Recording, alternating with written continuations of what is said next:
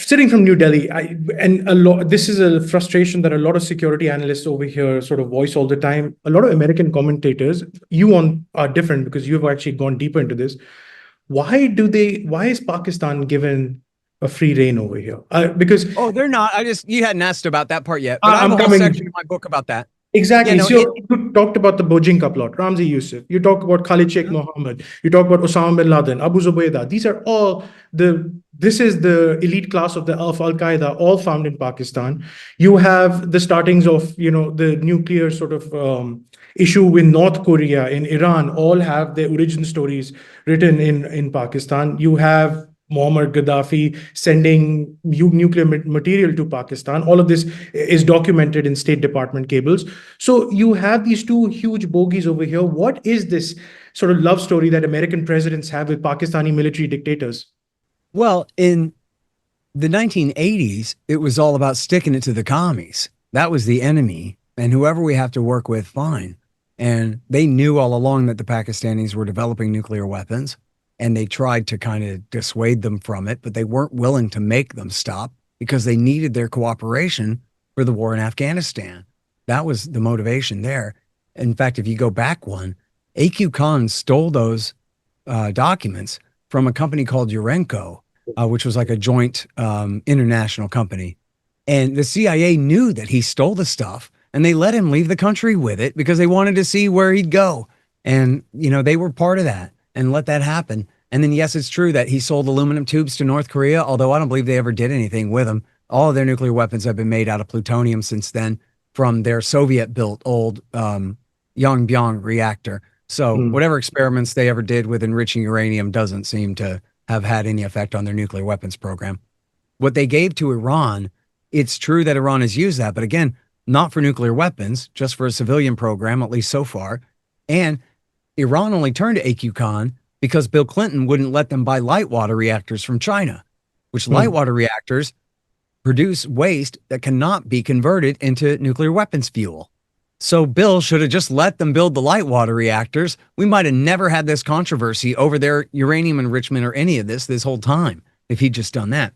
And then with Libya, he bought a bunch of junk from A.Q. Khan, and I don't know what he sold them, but whatever he had was just sitting in crates in warehouses because he didn't have the experts to put together any kind of nuclear program whatsoever, much less a nuclear weapons program. So just as far as that goes. But in my first book, Fool's Errand, I have, and I guess in enough already, I address this at least to some degree, I think. But definitely in Fool's Errand, I have a section of the book is called Pakistan's Role.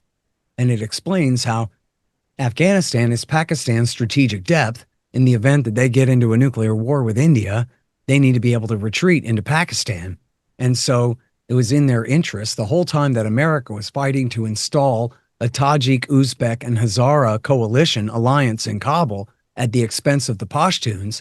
It made sense for the Pakistanis to keep the Afghan Pashtuns in play in the form of the Taliban insurgency, if nothing else, to keep the country destabilized and prevent the Northern Alliance from truly consolidating power over the land. Because if they did, they could preclude the Pakistanis access to the country in the event of an emergency. So that was their highest strategic priority. The Americans, I think, took a long time to figure this out, that the Pakistanis started playing a double game by about 2005, and the Americans started saying, hey, wait a minute, by about 2007, but they could never figure out what to do about it. They're completely dependent on the Pakistanis because of the mountain range there. You have to go all the way from the port of Karachi. You have to go, I think it's 700 miles up to the Khyber Pass to get into Afghanistan. So the only other route for American supplies into Afghanistan was the northern route through Russia, which they did not want to call in that favor. They didn't want to have to owe any favors to Vladimir Putin, so they avoided that as much as they could. Now, in 2012, there was an incident where the Americans caught the Pakistani army equipping Afghan Taliban on the border in Paktika province. And the Americans blasted them with, I think, an Apache gunship and killed them. And so the Pakistani military got pissed off and they closed the highway. And so for the entire year of 2012, America had to go through the northern route, with which Putin obliged and let America do that. So They were wholly dependent on the Pakistanis for that. Now, in 2009, Obama comes in, and there are, according to John Kiriakou, 29 Al-Qaeda guys, actual Arab friends of bin Laden, hiding in Pakistan. And now Barack Obama, instead of sending in CIA guys with knives to cut these guys' throats or kidnap them out the window in the middle of the night, he sends in the drone warriors. And the drone warriors killed thousands of innocent people in their attempt to hunt down 30 guys. Now, in order to do this, Barack Obama makes a deal with the government of Pakistan. That time, I think it was Prime Minister Sharif, to allow him to do this. But part of that deal then was America had to help the Pakistanis launch their own civil war against the Pakistani Taliban, the Tariqi Taliban, up in the northern federally administered tribal territories in the Swat Valley. That killed 80,000 people. It just turned that whole area completely upside down and created a massive refugee crisis. A refugee crisis where, just like you had Afghan Taliban hiding out in Pakistan for safe haven, being supported by the Pakistani government, now you had Pakistani Taliban hiding out on the Afghanistan side of the border, being protected by the government in Kabul and used against the Pakistanis as well as against the Afghan Taliban. Now, one of those groups, a couple of years later in 2013, when it was all the fashion over in the Levant, hoisted the black flag and declared themselves loyal to the Islamic State. And that's what we now call ISIS Khorasan, or ISIS-K, was born out of Pakistani Taliban refugees from the Pakistani war that Obama helped them wage as a bribe for them letting him wage his drone war to kill a measly stinking 29 friends of Osama bin Laden who were supposedly still hiding in that country. And then another part of when Obama came in was he launched the massive surge of 2009 through 12, where he ended up sending 70,000 extra troops. People always say 30,000. Yeah, 30,000 after 40,000. He sent 70,000 extra troops to Afghanistan to vastly escalate the war, especially in Nangarhar in the east on the Pakistani border and down in the south in Helmand province and in Kandahar province. And there, you know, this completely ridiculous and retarded and bankrupt strategy, intellectually bankrupt strategy of counterinsurgency. This was going to be their little playland and their showcase to demonstrate how brilliant these army technicians and tacticians were, that they could go in, clear, hold, and build an area and convince the local women, children, and elderly, I guess, to hate and turn against their brothers, sons, fathers, and uncles and husbands, and regard them as the enemy, and accept American Marines from the other side of the planet with different skin and a different religion and a different language in every way to be their security force instead, and to regard their own men-kin as the enemy. Well, that's about as stupid as I just explained it to be. It's as stupid as it sounds. And guess what? It didn't work. All they did was kill a bunch of innocent people and then lose anyway. And so, of course, Helmand, you know, they launched this massive attack with the Marines in Sinjar that they took the town, but to no end. They ended up giving it back. Nothing happened there. That was the big test case. And then they didn't even try it in Kandahar City, which was supposed to be the victory in battle. And Petraeus went slinking home, the great American fraud that is, General David Petraeus, went slinking home with his tail between his legs, where he then got appointed head of the CIA, where he tried to force the CIA to only ask Army officers how the war was going. Yeah, which didn't work. We saw him interview Al-Julani recently in the UN. Yeah, exactly.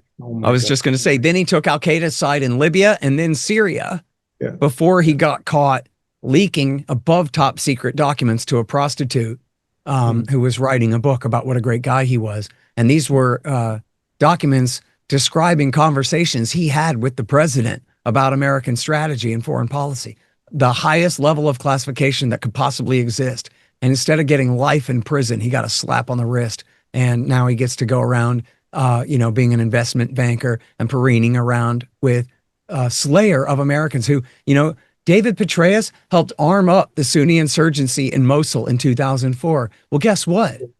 Yeah. Abu Muhammad al-Jawlani Yeah. was fighting for the Sunni insurgency in Mosul in 2004, killing American troops with guns that David Petraeus gave him. And then, so yeah, it all comes full circle there. Anyway, so then,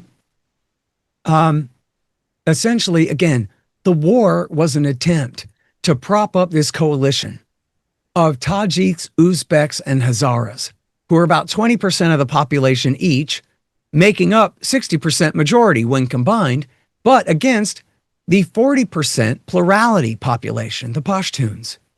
And they're just never going to accept that. And even though the sock puppet president, the first one, Hamid Karzai, was a Pashtun, all that meant was that he appointed the very worst Pashtun warlords in the country to criminalize and brutalize these poor people, tyrannize them, steal from them, rape their children, murder their families, sell them drugs, and all the rest. And so it was just chaos. And, you know, David Petraeus, speaking of the great American fraud, he at one point admitted that the local Pashtun culture or the Taliban's methods of dispute resolution, criminal and civil, are preferable to the local population compared to the American court system that we have built for them there. Wow. Okay, well, that's the end of the argument then, right? That we create a police chief, a mayor, and a governor, and they are criminals and child rapists and drug dealers and murderers. The Taliban comes and says, everybody sit on the blanket and let's talk this through, as per our custom for the last 6,000 years. And the people say, okay, let's do that. We'll sit on the blanket and talk this through. Thank you, Justin. So that's it. And that was America's war. And the whole thing, it was, you know, I mean, first of all, because I'm an American, Americans got lied into that thing. And a lot of them got killed in that thing, including guys who are now friends of mine's, good friends, died over there.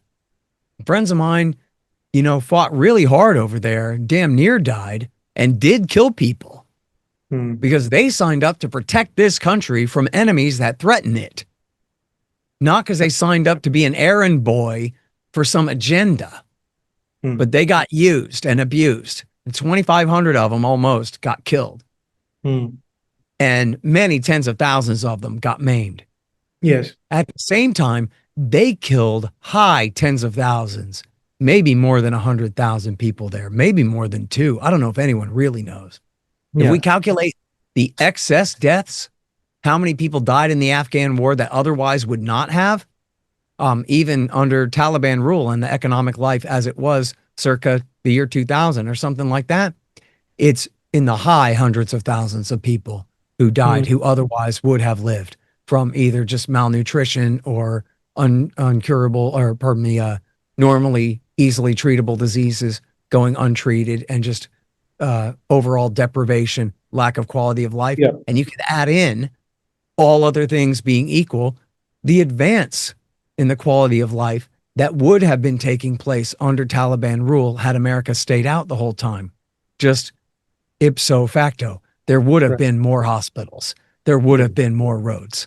There would have been more schools, education for medical professionals and engineers and whatever else.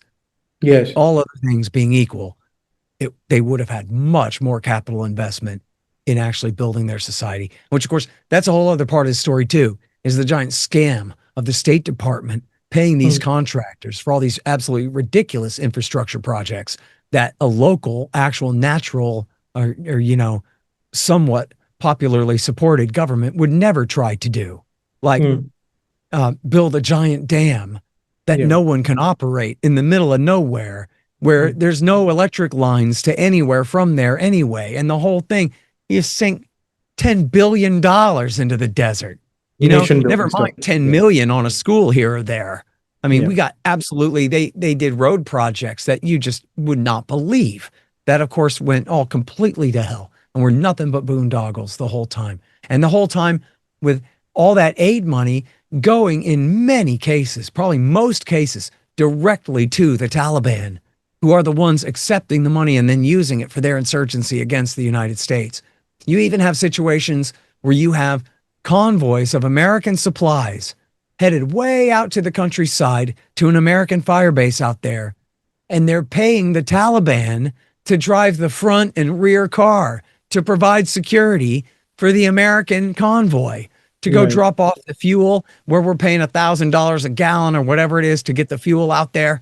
And then the Taliban takes all the money and buys weapons from the Afghan National Army to use to kill our guys.